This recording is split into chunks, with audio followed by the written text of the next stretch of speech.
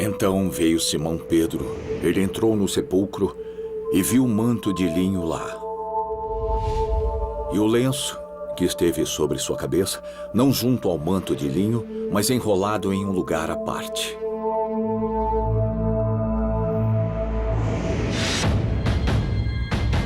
Em busca do tesouro sagrado.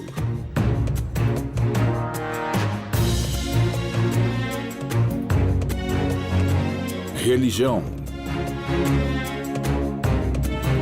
ciência, tradição, teologia,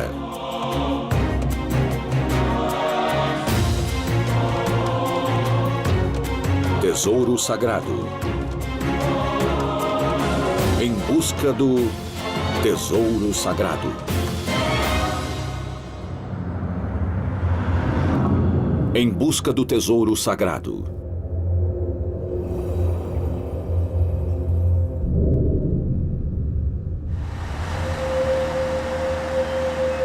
Supostamente, os pesquisadores genéticos estão avançando tão rapidamente que em breve será possível clonar organismos biológicos complexos de uma única célula sanguínea. Mas se esse dia chegar, será que poderemos abster-nos da vontade irresistível de bancar Deus? E se alguém quiser criar outro Adolf Hitler ou um novo Nero? Por que não outro Jesus? Para realizar esse milagre, precisaríamos começar com uma amostra do sangue de Cristo. Segundo alguns, esta amostra já está disponível na Espanha.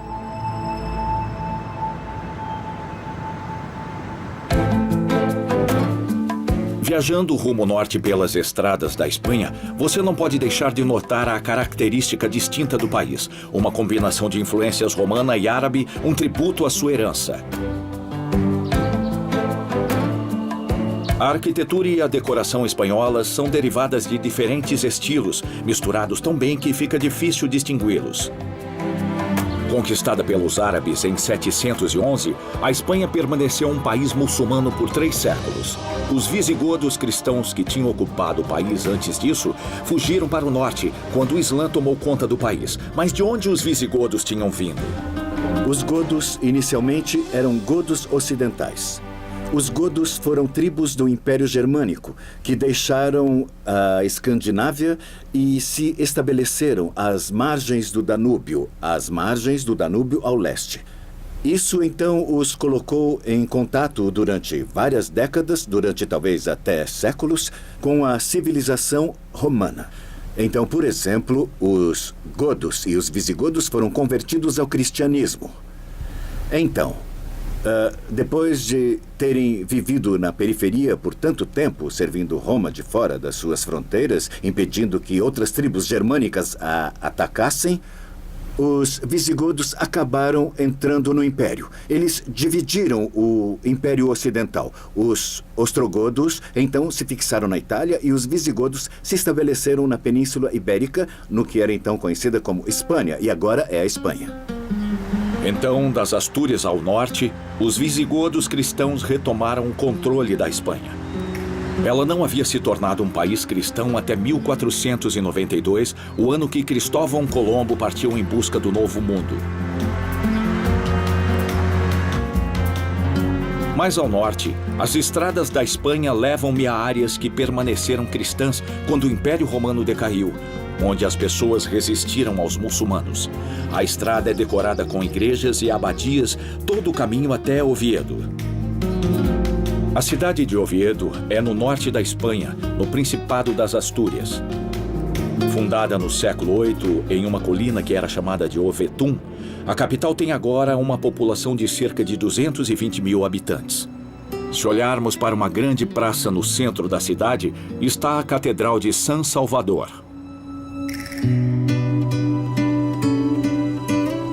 Construída logo depois dos muçulmanos dominarem o país, a Catedral de Oviedo recebeu o título de Sancta Ovetensis, um título que remete à qualidade e à quantidade de relíquias que ela contém, incluindo um pequeno e enigmático lenço conhecido como o sudário. A catedral tem passado muitas mudanças desde que foi construída em 757. A catedral que os turistas admiram hoje possui um clima gótico. Devido à falta de financiamento enquanto foi construída, a catedral só tem uma torre. Entretanto, esta única torre é uma das mais importantes da Europa. Como os milhares de turistas que visitaram a catedral antes de mim, conforme entrei, fiquei extasiado pela incrível arquitetura e decoração e fui particularmente atraído pela apresentação de tantas relíquias cuidadosamente preservadas em quadros cheios de história.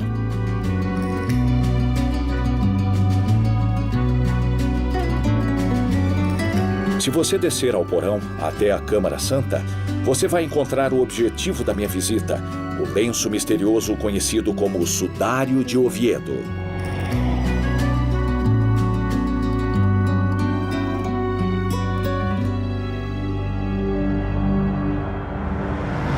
Em busca do tesouro sagrado. Em busca do tesouro sagrado. O Sudário de Oviedo é um lenço de linho que mede 84 centímetros por 53 e que está preservado na cidade de Oviedo, uma pequena cidade no norte da Espanha, não muito longe de Santiago de Compostela. O Sudário de Oviedo é o lenço que foi encontrado no sepulcro, enrolado em um lugar à parte, segundo a descrição fornecida nos evangelhos. Ele é coberto por várias manchas de sangue e faz lembrar outra relíquia fascinante e misteriosa, o Sudário de Turim. A relíquia original está cuidadosamente preservada em um baú sagrado, longe dos olhos de curiosos, mas uma cópia do lenço está em exibição para os cristãos verem. Sempre há uma confusão entre o lenço e o manto. O Sudário de Turim é um manto de linho grande, usado como manto funerário. O lenço é mencionado no Evangelho de João. O manto foi descoberto em um lugar do túmulo e o lenço foi visto dobrado à parte, ou visto enrolado, dependendo da tradução. O lenço era basicamente um pano usado para tirar o suor do rosto quando o tempo estava muito quente. No templo era obrigatório parar as orações para enxugar o rosto. Quando alguém morria de um jeito violento, o seu rosto precisava ser coberto por um lenço. E Jesus estava na cruz e quando pediram para tirá-lo de lá, os soldados chegaram e confirmaram a sua morte e então perfuraram suas costelas. Foi apenas um gesto de compaixão, como quando as pessoas são mortas a tiros. Sempre há um tiro na cabeça para oficializar. Então, quando Jesus foi transpassado nas costelas pelas lanças, um lenço foi colocado na sua cabeça e, claro, ficou na cabeça de Jesus enquanto ele foi tirado da cruz e levado ao túmulo. Isso era obrigatório. Nesse meio tempo, José de Arimateia foi comprar um manto e ele voltou e eles sepultaram o corpo de Jesus muito rápido porque o sabá estava se aproximando. Devido à sua tecelagem arcaica, o Sudário de Oviedo é similar a outros lenços que remontam a tempos antigos. Sua história, na verdade, é uma combinação de tradição. Após a ressurreição de Cristo, o sudário foi mantido por seus discípulos em uma arca de cedro. Segundo alguns historiadores, ele pode até ser rastreado antes do ano 614, quando ainda estava na Palestina. Na verdade, não há nenhum vestígio de sua presença exata em Jerusalém, pois parece que houve muitas peças de linho no sepultamento. Não havia apenas o sudário, havia também tiras de linho usadas para prender o sudário no corpo, e é bem provável que houvesse outros panos também usados para preparar o corpo, já que as mulheres voltaram no domingo da Páscoa para completar o trabalho, que incluía limpar o corpo, cortar o cabelo, raspar a barba. Eram 7 tarefas rituais, e trocando sempre os sudários por outros mais limpos. Houve muitos panos de linho envolvidos, e o sudário foi um deles, e ele foi guardado pelos discípulos. Já no século IV, há relatos de um bispo chamado Arculf, que disse: aqui está a roupa funerária em baú, e ele oferece uma certa quantidade de detalhes. Então sabemos que as roupas estavam lá em um baú. Jerusalém, Israel. A relíquia foi mantida em Jerusalém até 614, quando a cidade foi tomada pelos persas. Os persas já haviam tomado Edessa e agora estavam atacando Jerusalém. Qual foi a reação? Eles queriam garantir que as relíquias ficassem em um lugar seguro. Elas foram espalhadas por diferentes locais. Eles faziam isso porque se uma relíquia caísse nas mãos do inimigo, nem tudo estaria perdido. Algumas foram enviadas para Alexandria, no Egito, incluindo o sudário. A história conta que um monge chamado Filipe escapou de Jerusalém, levando o baú com ele para Alexandria, no Egito. Israel, Jerusalém. Alexandria, Egito. Os persas chegaram ao Egito por volta de 630 ou 640 e desde então o sudário se mudou de novo. Ele viajou por todo o norte da África. Bem, é isso que diz a lenda, e chegou em Cartagena, Espanha.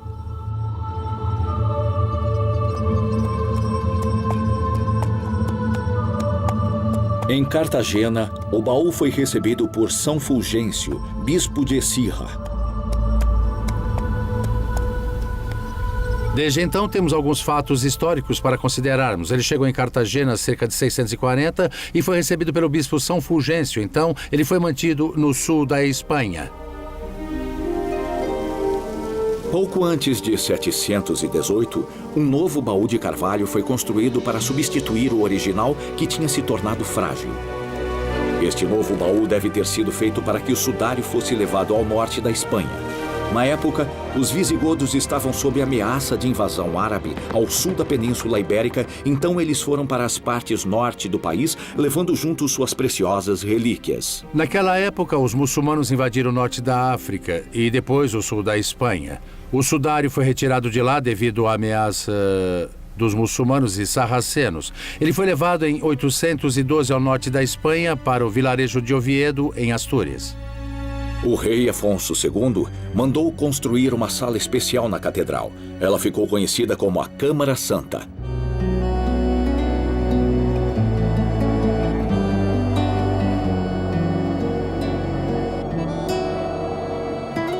Foi quando Oviedo se tornou uma importante parada para os peregrinos que se dirigiam à cidade santa de Santiago de Compostela. Ele era reconhecido como o sudário de Jesus Cristo. A capela foi construída, a basílica foi construída também, e já havia peregrinação a Santiago de Compostela, e Oviedo estava no caminho, e os peregrinos iam ver o sudário. Em 14 de março de 1075, o rei Afonso VI abriu o relicário e elaborou um inventário do conteúdo. Este documento ainda existe hoje e oficialmente confirma a presença do sudário em Oviedo. Em busca do tesouro sagrado. Atualmente, o sudário é considerado a relíquia mais importante mantida na Espanha. Alguns especialistas acreditam que ele possa um dia ajudar na confirmação da autenticidade do famoso sudário de Turim, talvez até revelar detalhes desconhecidos sobre o próprio Jesus Cristo.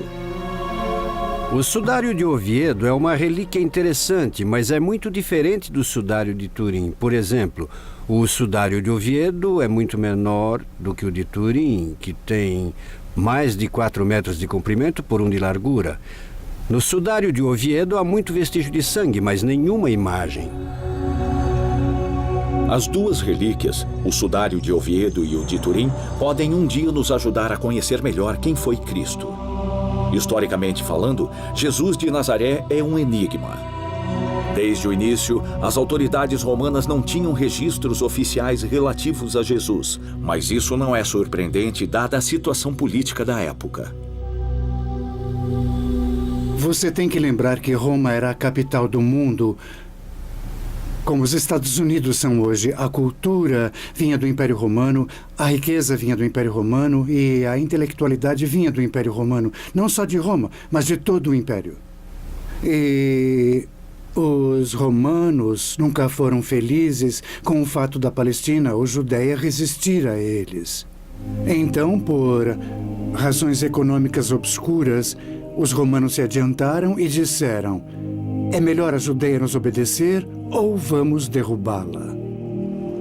Ocupada pelos romanos, a Judéia foi encarada como uma província remota sem nenhuma importância.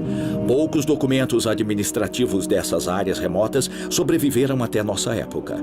Precisamos também lembrar que toda a questão de Jesus era mais religiosa, com os sacerdotes judeus se opondo a Jesus, do que um problema romano. Seria melhor olharmos para o fenômeno da vida de Jesus com certa modéstia. Bom, ele veio da Galileia com os discípulos. Quem eram eles? Quantos deles estavam lá? Os evangelhos dizem que havia 12. Então, ele chega com seus amigos e outras pessoas que estavam fascinadas com o que ele dizia e fazia, pessoas que queriam segui-lo, ouvi-lo. Isso está escrito na Bíblia. Ele vai a Jerusalém para estabelecer o poder político. E quanto a nós, vamos ser ministros. Essas pessoas tinham ambição política. Eles não faziam ideia naquele momento como as coisas iam acabar mal. Então lá estavam eles, chegando em Jerusalém, uns ambiciosos e outros místicos. A Bíblia Sagrada. Dito isto, tirando os evangelhos, há outras fontes laicas que confirmam a existência histórica de um homem chamado Jesus.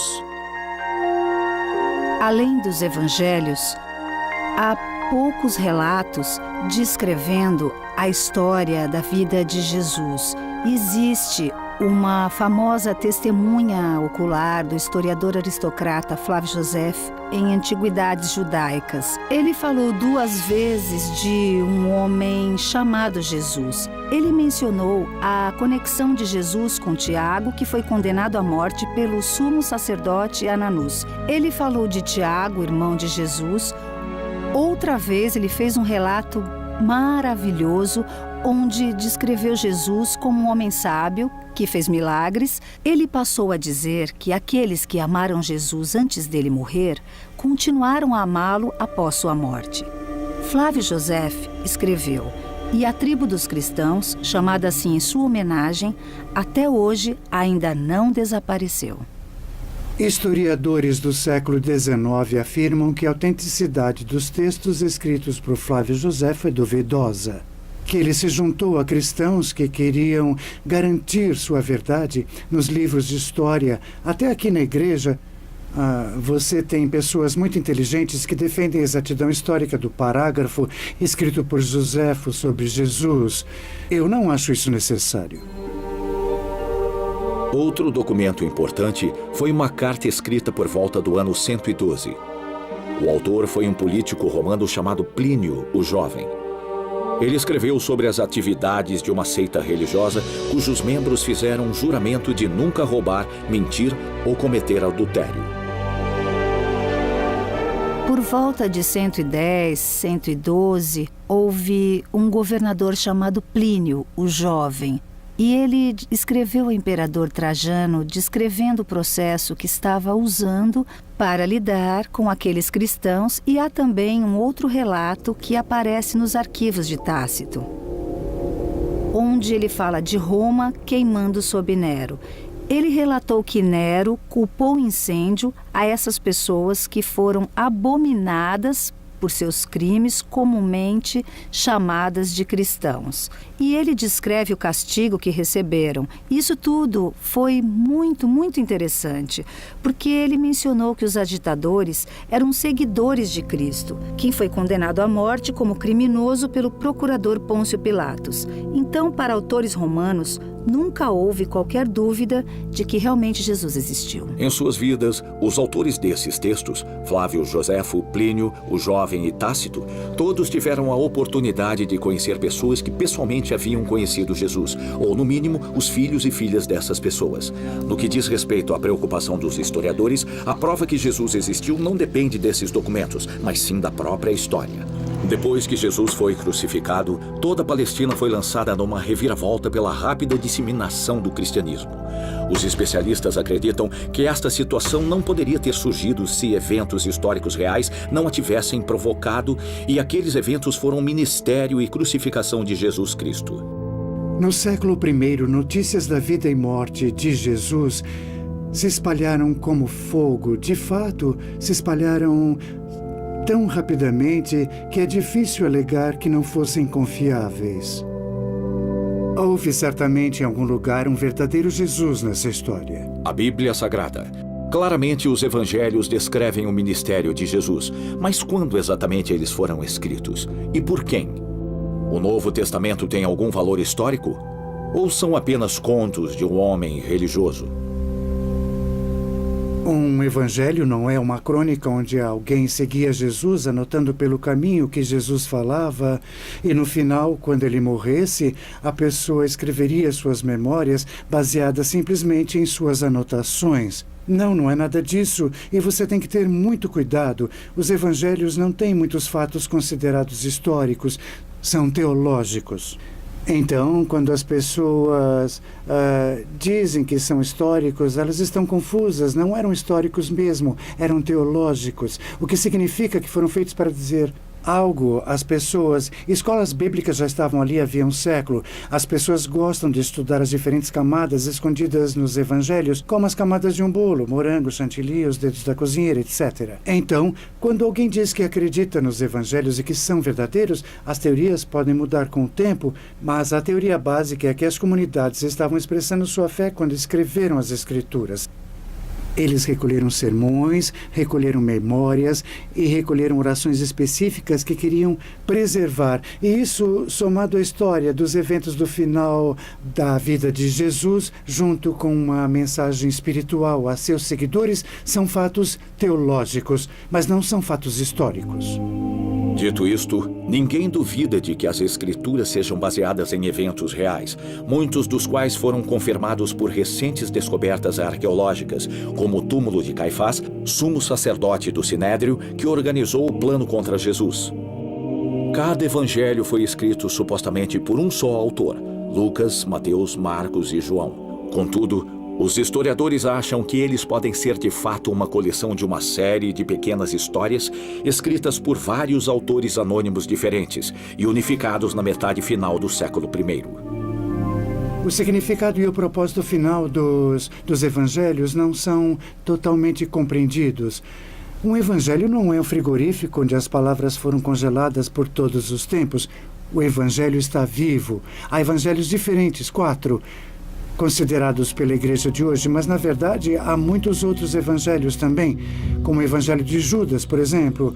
Há também o evangelho de Tomé, o evangelho de Tiago, só para citar alguns. A igreja, ao longo dos séculos, por algum motivo, rejeitou esses evangelhos. Mas se você pegar o evangelho de Tomé, por exemplo, você descobre que Jesus fez uma longa viagem à Índia. Então esse é o objetivo do texto bíblico, o propósito dos evangelhos, e as pessoas, os cristãos, sempre quiseram que a palavra escrita fosse real. Em busca do tesouro sagrado. O Evangelho de Marcos é agora considerado como o mais antigo. Ele é tradicionalmente atribuído a Marcos ou João Marcos, que era amigo e confidente de Simão Pedro.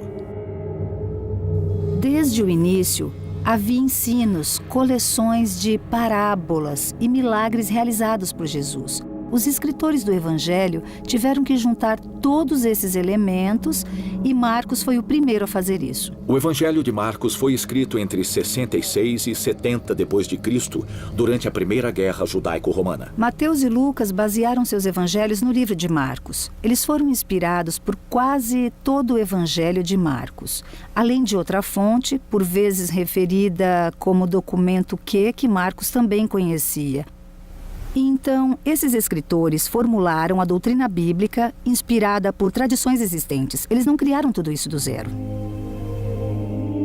O Evangelho de João, considerado o mais enigmático dos 4, tem sido atribuído ao apóstolo João, e os historiadores acreditam que seja essa a sua origem. Sob essa perspectiva, seria o único evangelho escrito por um discípulo que conheceu Jesus em primeira mão. Esses 4 livros formam os Evangelhos Sinóticos, um grupo de escrituras coerentes oficialmente reconhecidas e aceitas pela Igreja. Elas foram adotadas em sua forma atual no ano 367, mas elas não são os únicos textos que descrevem a vida de Jesus. Paralelos aos textos canônicos aprovados pela Igreja, há uma série de evangelhos conhecidos como apócrifos do Novo Testamento, que incluem os Atos de Pilatos e Atos de Paulo. Precisamos ter muita cautela. Estes textos são muitas vezes percebidos como misteriosos. É bem verdade que apócrifo significa escrito oculto, mas eles estão em oposição aos escritos mantidos pela Igreja no Santo Cânon das Escrituras. Eles não eram documentos acessados somente por iniciados. Eram textos que começaram a tomar forma no século II, no século III e no século IV, refletindo a crença religiosa popular. Roma, Itália. Embora estes escritos sejam controversos, eles não foram completamente rejeitados pela Igreja. Pelo contrário, o Vaticano reconhece a autenticidade de vários deles. Em geral, se examinarmos os evangelhos e outros documentos laicos, o que exatamente nós sabemos sobre Jesus? Não muito, em termos definitivos. Dada a falta de descrição de traços físicos de Jesus, muitos cristãos no final da Antiguidade e na Alta Idade Média procuraram relíquias religiosas em busca de uma imagem de Cristo. Em alguns casos, eles encontraram uma resposta à sua pergunta. Em busca do tesouro sagrado.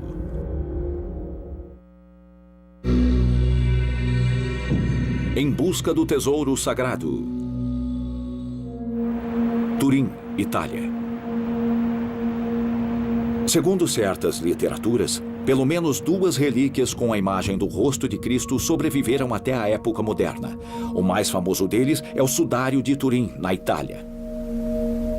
O Sudário de Turim é um manto de linho de 4,36 metros de comprimento por 1,10 metros de largura. Desde 1578 tem sido preservado na Catedral da cidade de Turim.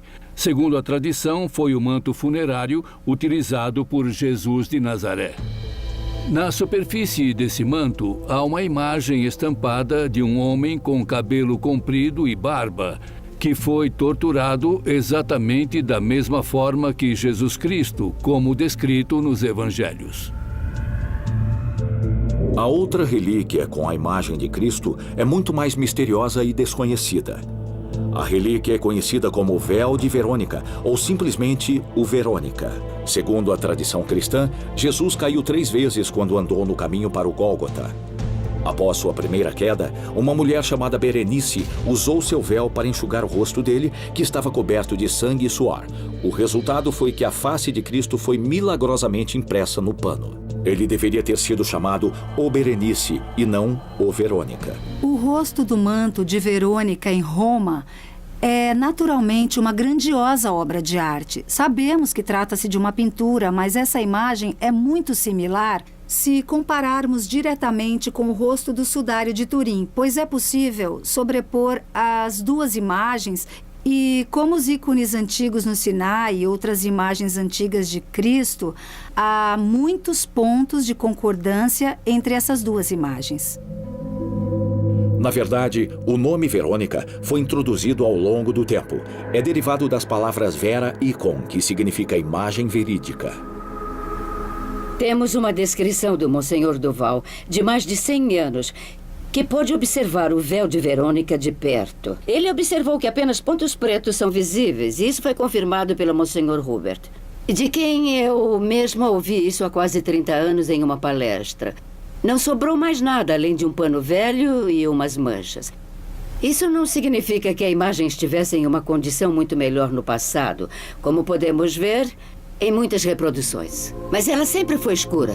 O que não é nada incomum, já que encontramos essa escuridão em muitos ícones antigos, conforme o gosto da época. Até o VI século, a história do véu de Verônica permaneceu um mistério. Alguns relatos o colocam em Roma ou na Palestina. É difícil seguir a viagem da imagem sagrada. A primeira fonte escrita que mencionou o véu de Verônica é de um monge do século XI que relata que o Papa João VII, um grego, em 705, ordenou a construção de um oratório, uma capela na Basílica de São Pedro, com um nome em homenagem a Verônica. Nesta capela, o véu de Verônica permaneceu desde o início da antiga Basílica de São Pedro até a construção da nova. Quando a imagem santa foi transferida para um dos 4 pilares principais da grande cúpula, o chamado Pilar de Verônica. Em 1608, a velha Basílica de São Pedro foi demolida e uma nova basílica foi construída em seu lugar.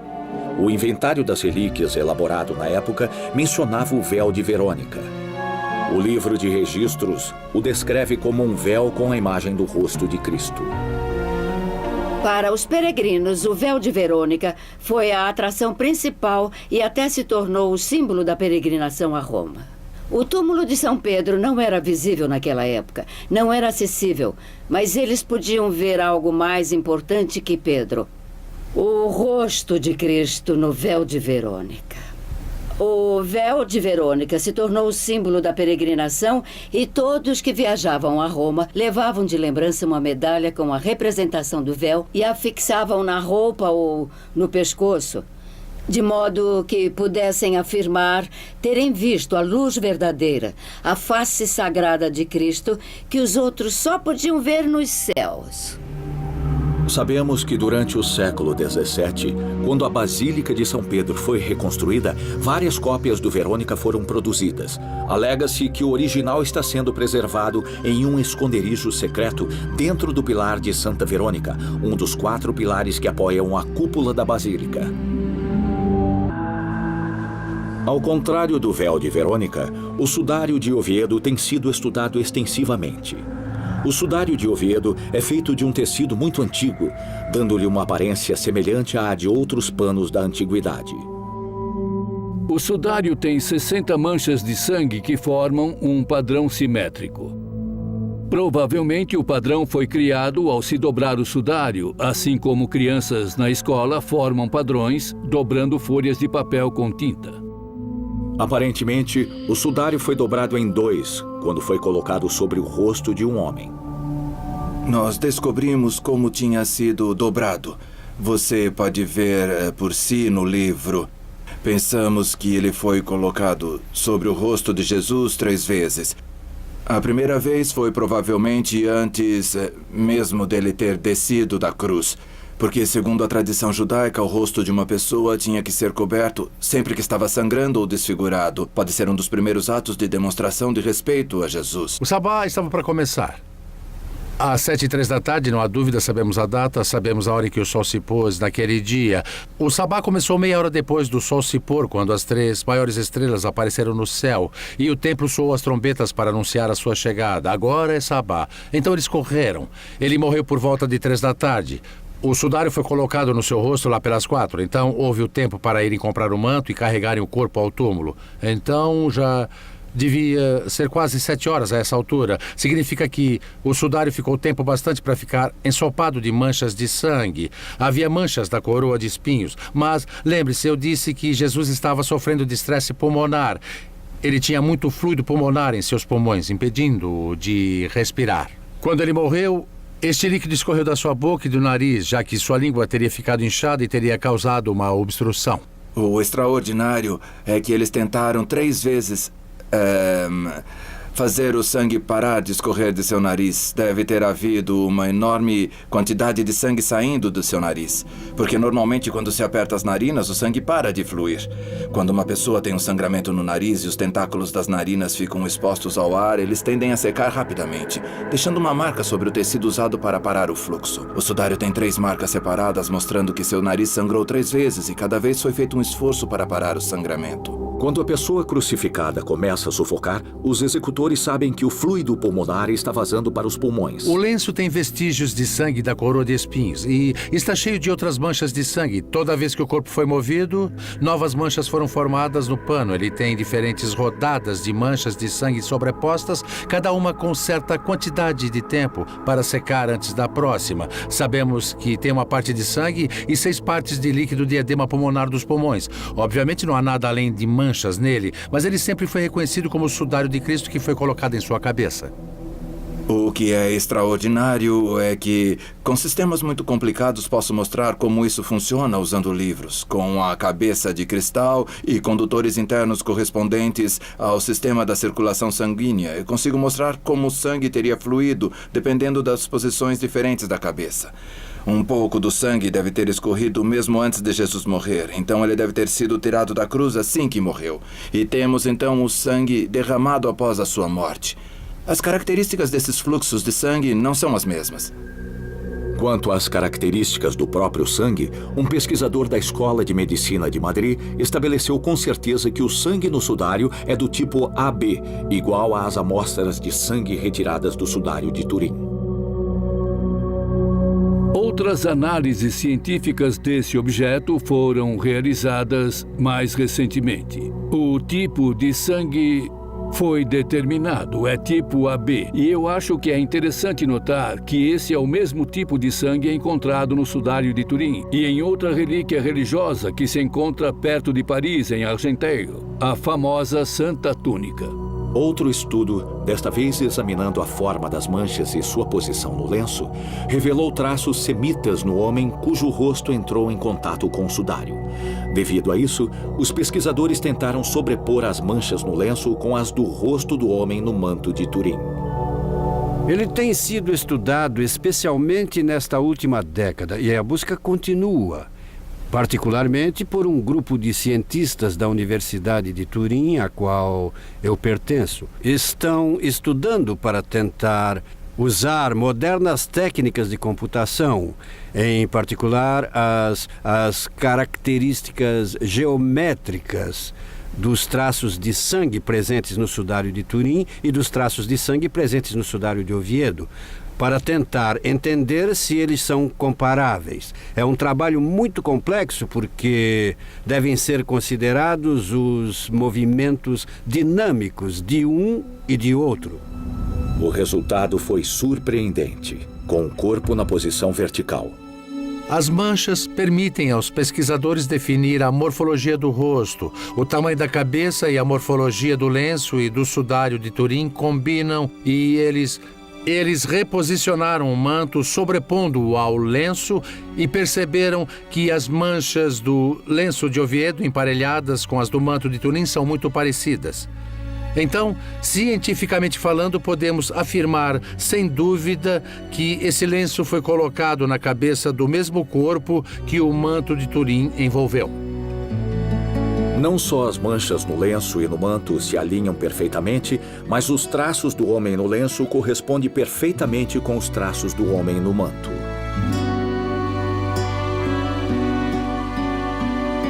É quase certo que o sudário de Oviedo e o sudário de Turim foram usados para cobrir o mesmo homem.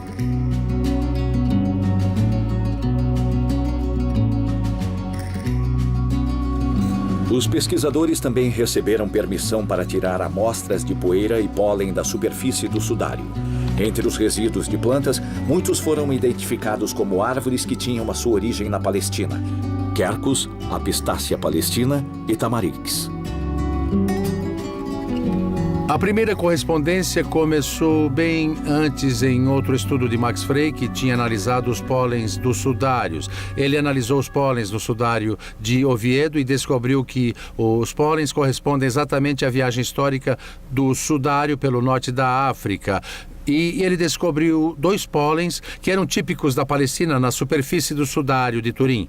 A pólen de halófitas e pólen de xerófilas, ou seja, o pólen de plantas salgadas que só crescem no Vale do Jordão ou às margens do Mar Morto. Eram plantas cultivadas em solos desérticos, plantas que não crescem em qualquer outro lugar do mundo. Elas foram encontradas no sudário de Turim, o que prova que ele se originou no Oriente Médio como o tecido que foi feito. Os mesmos pólens podem ser vistos no sudário de Oviedo. Há uma identificação dessas 2 relíquias. O tecido do lenço é muito antigo e é igual ao tecido do manto de Turim. Como podemos explicar estas semelhanças extraordinárias entre o sudário de Turim e de Oviedo? Que explicação pode haver para as muitas formas dessas 2 relíquias se combinarem? Como poderia ser isso se por acaso essas 2 relíquias não fossem autênticas? Logo que o resultado foi conhecido, os críticos questionaram os testes de carbono 14. Isso causou muitas perguntas e muitas questões foram levantadas de fato. Os cientistas se viram em oposição à atitude dos laboratórios que não reagiram de forma profissional. O diretor do laboratório de Oxford recebeu 1 milhão de libras para mostrar que o sudário era falso. Algumas coisas foram surpreendentes. A falha na comunicação das medidas. Os testes utilizados para verificar se as análises foram corretas não foram os testes usados normalmente. Os testes foram abandonados porque não estavam corretos e os parâmetros dos testes foram alterados. No simpósio de Paris, em 1989, tentaram esclarecer a situação para entender o que tinha acontecido com os testes de datação de carbono. As pessoas ficaram muito chateadas porque foi o anúncio de que os testes foram conduzidos cegamente. Eles pegaram uma amostra, colocaram em um tubo de ensaio, deram um número e não havia nenhuma explicação ao que aquilo correspondia, dando a data cegamente. E no corredor, na sacristia de Turim, tudo o que ouvíamos foi: número 1 é uma amostra da Núbia, número 2 é uma amostra disso ou daquilo, número 3 é uma amostra do sudário de Turim. Então, no final, a análise não foi feita às cegas. E as pessoas disseram: ei, vocês mentiram para nós, por que não falar a verdade? Olha, nunca fizemos análise cegamente, nós só dissemos isso para dar aos nossos testes mais credibilidade. E essa é a pura verdade. Por que eles fizeram análises às cegas? Porque um item arqueológico pode ter sido preservado em um ambiente úmido ou no solo e pode ter entrado em contato com poluentes, especialmente um pano, e então seria necessário remover os poluentes, pois poderiam falsificar as datas. Também podiam haver micro-organismos como fungos e leveduras que se ligam ao tecido, fazendo parecer mais jovem do que ele era. E então houve uma série de coisas estranhas envolvidas que fizeram com que surgissem dúvidas sobre essas análises.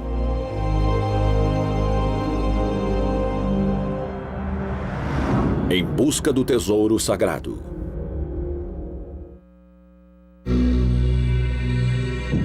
Em busca do tesouro sagrado. A presença de sangue em algumas das relíquias da Paixão de Cristo, tal como o sudário de Oviedo ou sudário de Turim, levou vários autores a especularem sobre a ideia de clonar Jesus Cristo. Nós podemos realmente trazer Jesus de Nazaré de volta à vida usando amostras de sangue fragmentadas, se aquilo for de fato o seu sangue? A perspectiva é tanto animadora como perturbadora. Imagine por um momento, se quiser, como seria se pudéssemos produzir uma cópia genuína de Jesus, idêntico em todos os sentidos, fisicamente e mentalmente? O que ele pensaria de nós? Há uma boa chance de que ele ficaria decepcionado, desapontado por um mundo que está constantemente em guerra, onde as pessoas ainda estão prontas para explodir o planeta por alguns barris de óleo ou controle de um pedaço de terra. Decepcionado com a injusta distribuição da riqueza no mundo e especialmente decepcionado pelas sociedades que estão mais preocupadas com o preço da gasolina do que com as dezenas de milhares de crianças morrendo de desnutrição a cada dia. Acho que isso abre a nossa mente para dizer: nós não sabemos de tudo. Ainda temos muito a aprender. Devemos procurar pistas sobre a vida, sobre a importância de aprender a amar, mesmo sofrendo, pessoalmente sendo rejeitado. O valor do silêncio. O homem do sudário é um homem sossegado e em paz. O real valor de podermos parar e assumir a realidade e a responsabilidade por nossos irmãos e irmãs. Fazer isso através do sofrimento, como muitas pessoas fazem. As maiores pessoas são aquelas que servem aos outros apesar de seu sofrimento. Nas grandes histórias de amor, você não tem que sofrer muito para conquistar o grande amor. Existe alguma maneira de clonarmos o pensamento do Filho de Deus depois de já o termos crucificado? Parece que 2000 anos não foi tempo suficiente para compreendermos a sua mensagem de amor e compaixão.